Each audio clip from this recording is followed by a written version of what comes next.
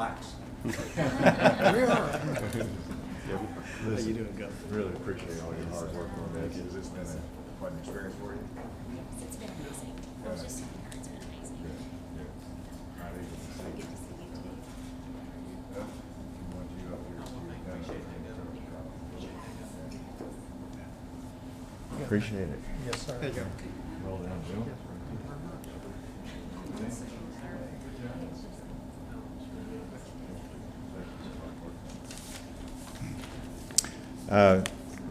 Good afternoon to everyone. Let me make a couple general comments, then I'm going to ask Dr. Cheryl May to come to the podium.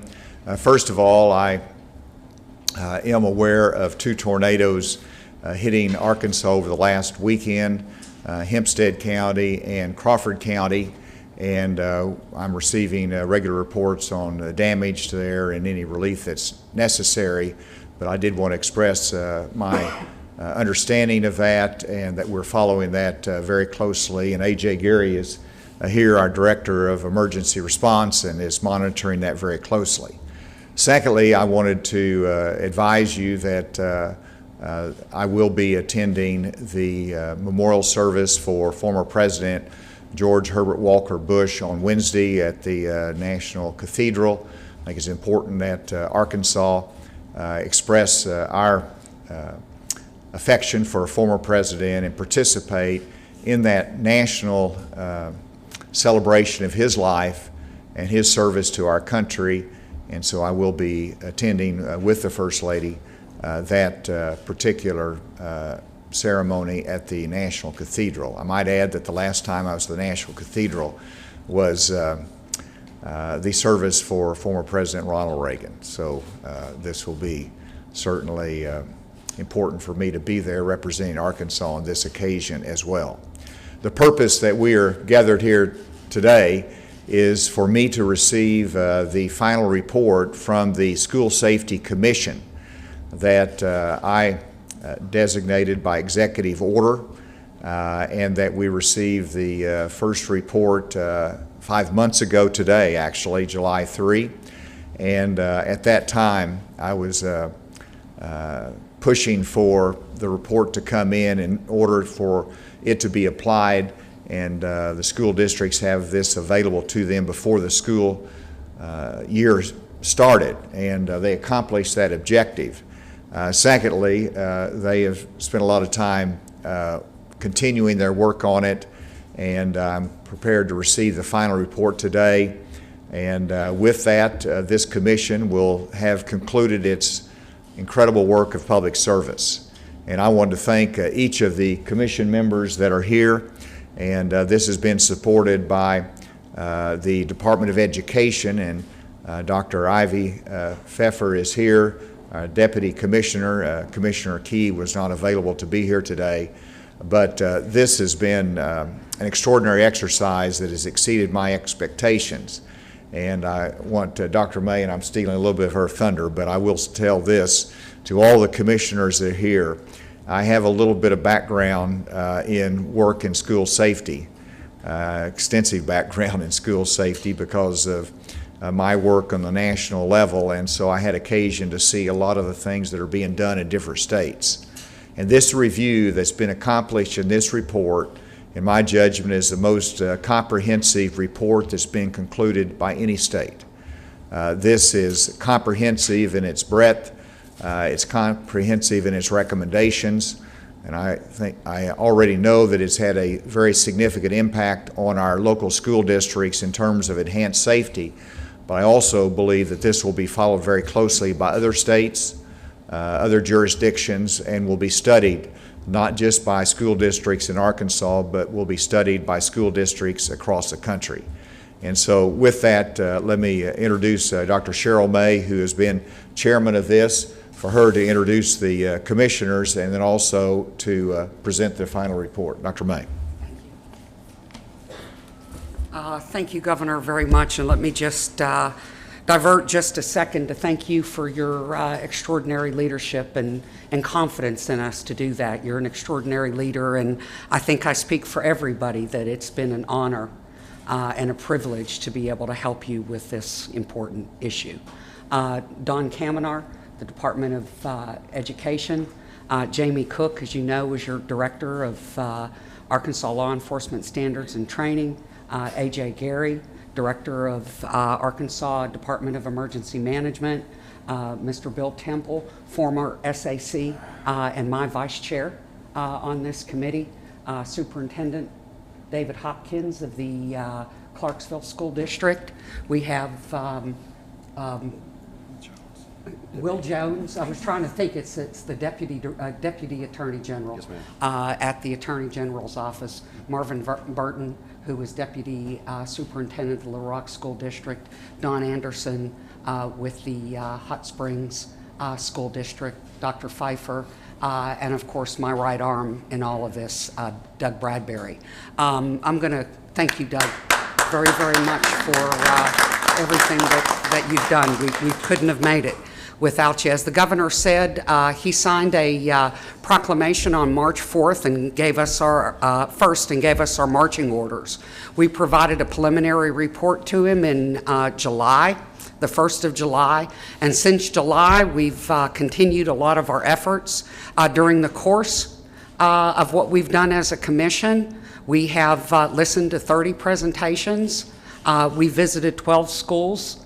All those schools were extremely diverse, and I think that's something that's really important to talk about, is that we went to small schools. We went to small schools like Deer Mount Judy and large schools like Bentonville. We went to rural schools. We went to urban schools. We went to schools that are better financially off than those. We also did a charter school and a private school.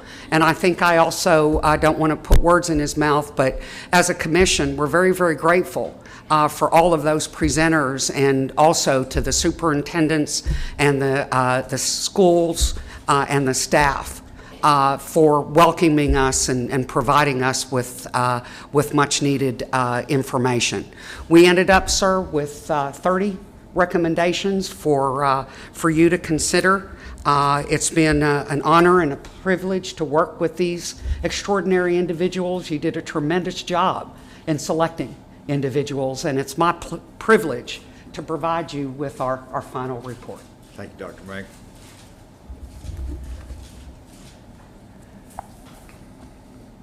As I said, this is an extraordinarily comprehensive report, and while we will continue to study this as other education leaders will be studying it, I have had an opportunity to review it over the weekend in preliminary draft, and I see some of the recommendations that are and information provided helps us to see the direction that we need to go at our local level to enhance security and safety for our children going to school.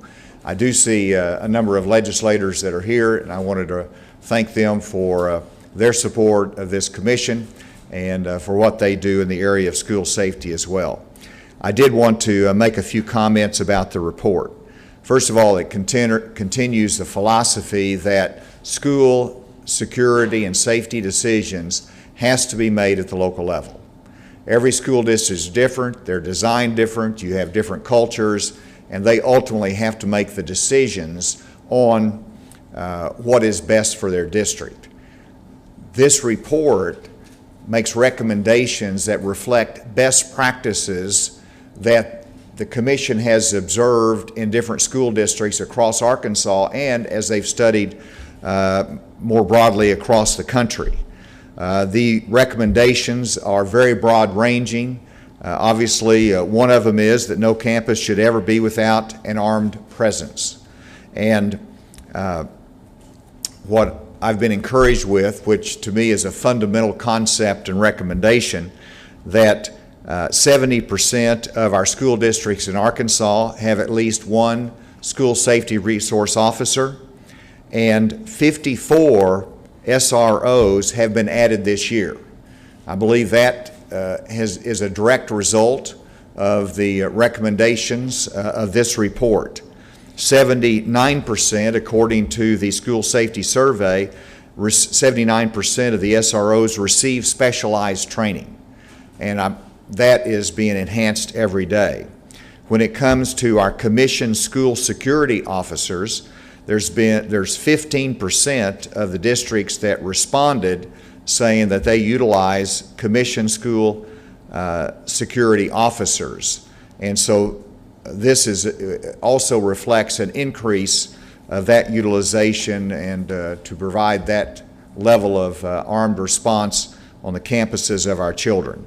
In addition to that fundamental point, the recommendations also encourage the establishment of district safety and security teams that would have the responsibility of overseeing security, making recommendations on it, conducting regular audits, and three-year reviews to see how their plans should be updated. They ask for a school staff person to be designated as a school safety coordinator.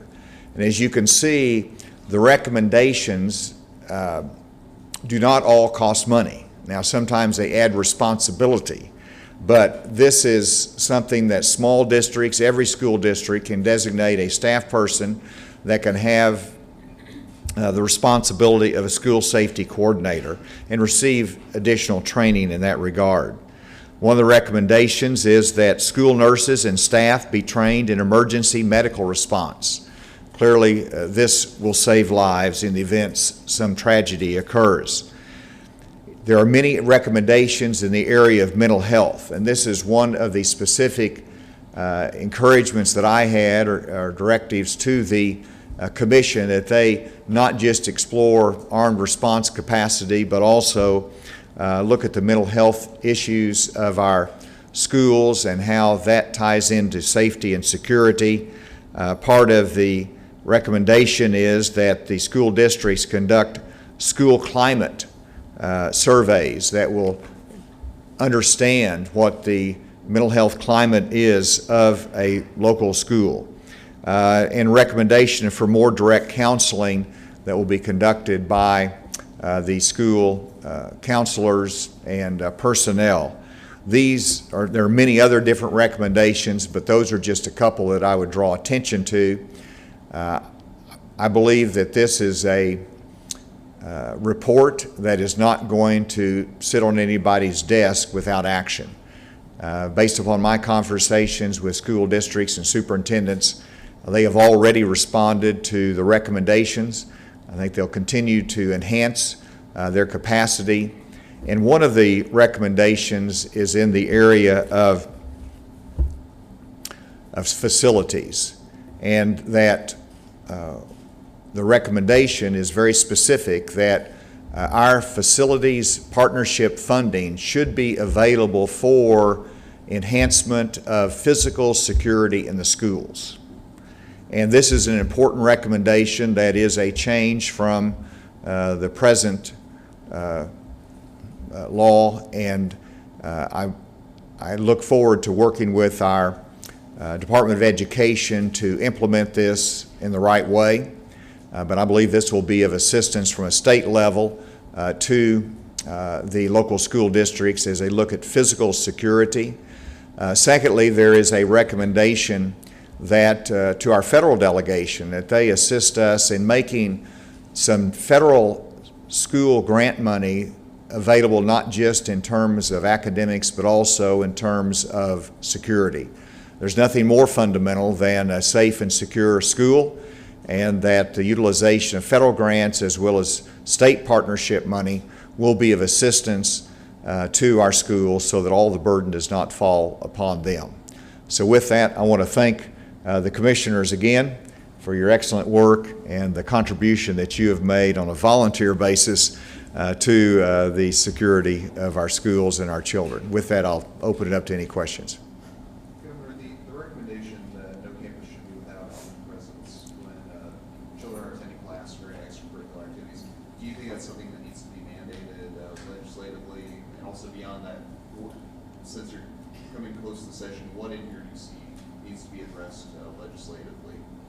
Great question, and I do not believe that should be mandated. That is a recommendation, and it's but the final decision should be made by the local school district and local school leadership.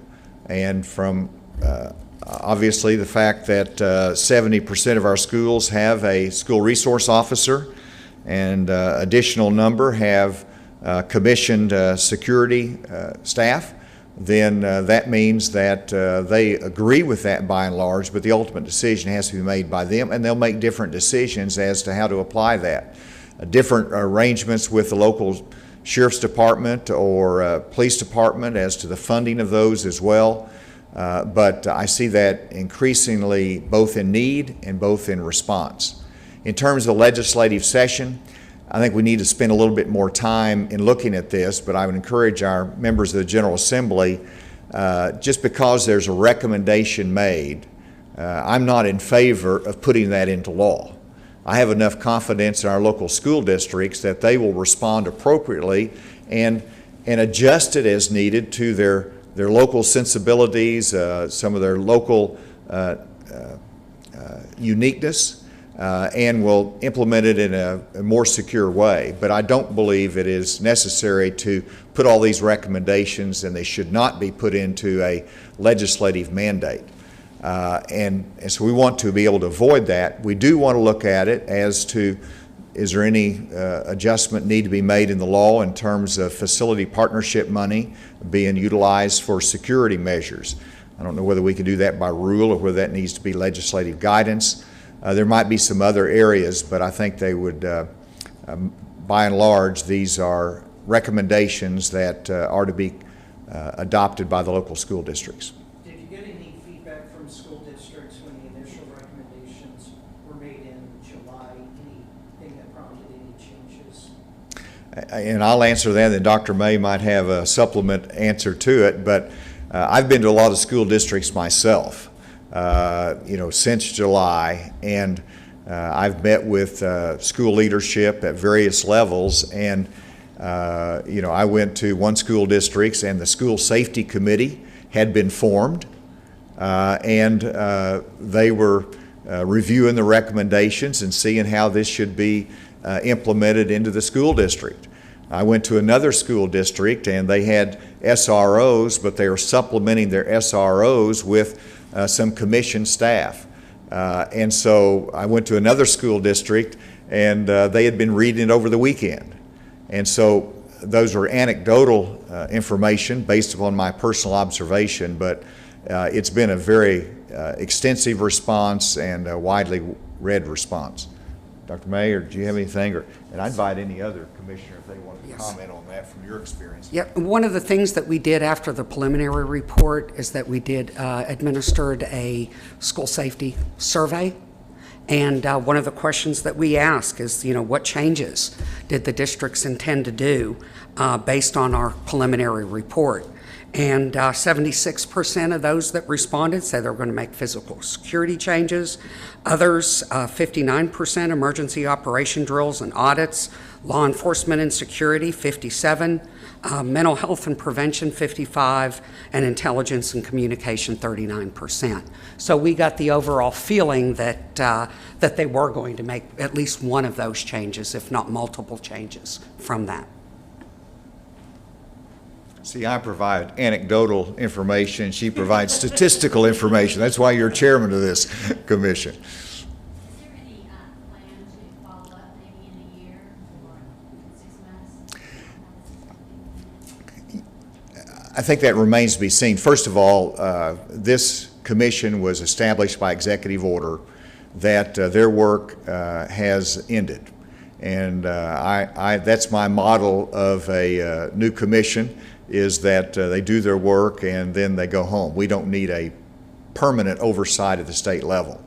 Now, I hope that we will be able to see a year from now, first of all, that there not be any incidences in Arkansas. That would be a real answer to prayer, but also because of security initiatives. Secondly, I do believe anytime that you initiate something like this, it needs to be reviewed.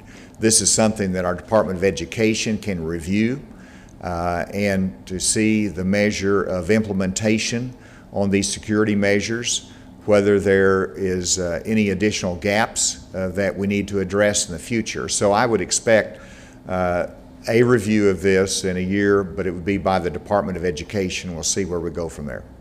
Governor, I just want to make sure I got this down. You are for facilities funding being used for security, you're just not sure if it needs to be done by rule or by law, is that right? That's correct. I support that. Now, like right now, if you have a school that is being built and utilizing partnership money, well, the architect designs a school based upon what is the best and most modern architecture that will facilitate security.